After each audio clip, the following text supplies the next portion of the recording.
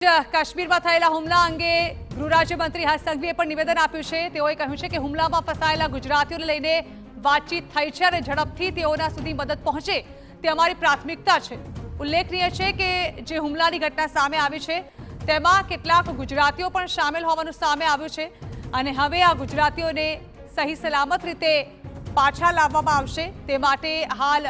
ગૃહ રાજ્યમંત્રી હર્ષ સંઘવીએ પણ નિવેદન આપીને કહ્યું છે કે આજે લોકો ઘાયલ થયા છે તેમાં ગુજરાતીઓ સામેલ છે તેમને જલ્દી જ ગુજરાત પરત લાવવામાં આવશે। કાશ્મીરના આ હુમલામાં જે કોઈ ખાસ કરીને ગુજરાતીઓની જે માહિતી પ્રાપ્ત થઈ છે એ માહિતી પ્રમાણે હમણાં ગૃહ વિભાગ દ્વારા અને ખાસ કરીને કેન્દ્રીય ગૃહમંત્રી સાહેબની ઓફિસથી સંકલન કરીને